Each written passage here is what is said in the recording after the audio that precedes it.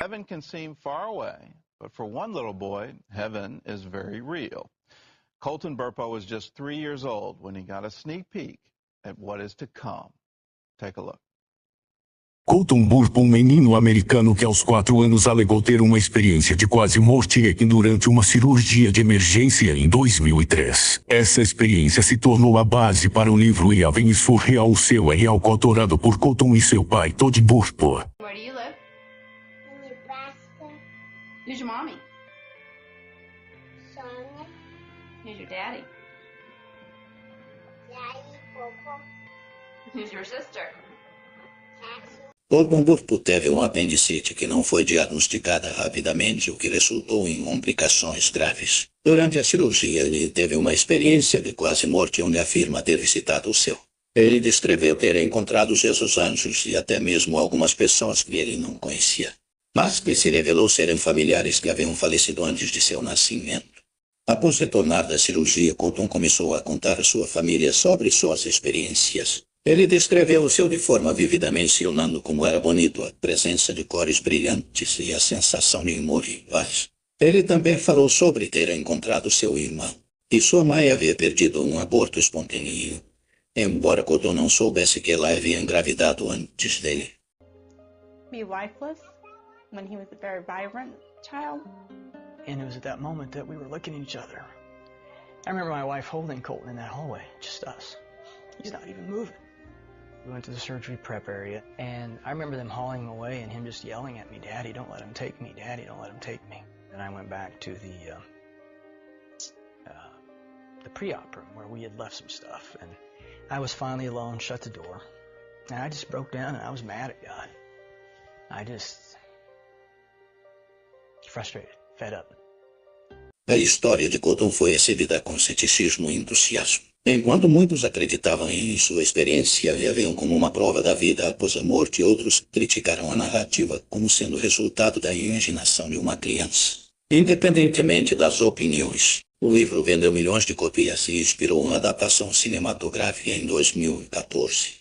A experiência de Calton e o livro que se seguiu geraram discussões sobre a vida após a morte, espiritualidade e a experiência de quase morte.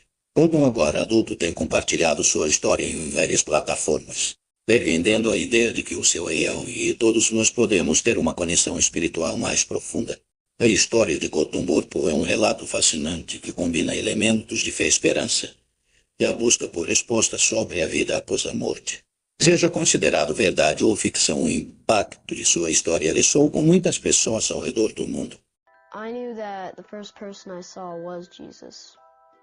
He was wearing white robes with a purple sash, and he just came down nicely and gracefully. Well, Dad, Jesus has markers. Dad, Jesus has markers. I didn't know what he meant, so I finally asked the right question. Calton, where are Jesus' markers? And he drops his toys down, and he stands up, and he just points, Dad, they were right here. He takes his fingers, points to the palms, then he bends over and touches the tops of his feet and looks up to me. That's where Jesus' markers were, Dad. When I was in the throne room of God to start with, so I got to see what that looked like. I was upset because I didn't know what was happening. What God did is he used people or things that I liked to calm me down. From there on, I felt better. And one day we're traveling together, and he looks up at me and, Dad, you used to have a grandpa named Pop, didn't you? I'm like, yeah, he's really nice. Really? Yeah, you used to play with him as a kid and work with him on the farm and shoot stuff with him. And I'm like, yeah, how do you know that? Well, he told me. A figure came up, and he was Pop. He asked me, are you Todd's son? I said yes. He said that he was his grandpa, so that's where I met him. Yeah, Pop, I was very close to him. And he was my most significant male role model when I was a kid growing up. But he was killed in a car wreck before I turned 7. I was busy paying bills again, because that's my job. And he came up and told me he had 2 sisters. Well, he had to say it several times before he finally got my attention.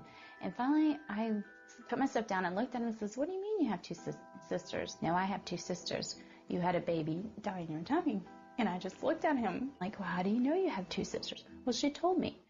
And then he proceeded to describe her. She looked like Cassie, but she had brown hair. And first time when she saw me, she just came up and hugged me. We knew this was true because he said, she kept hugging me. She wouldn't stop hugging me, Mom, and I didn't like that. Well, I'm not really the hugging type.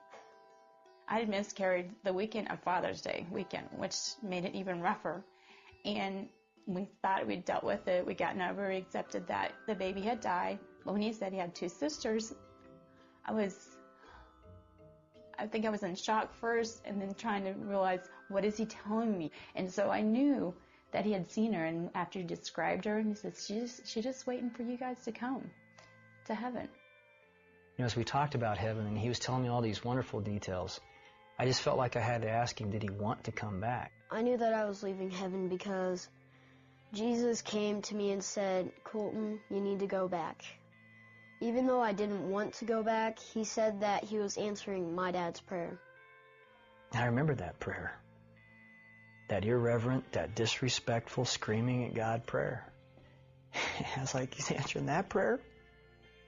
Today, Colton is a healthy 11-year-old and shares his heavenly journey with boldness. I learned that heaven is for real, and you're going to like it.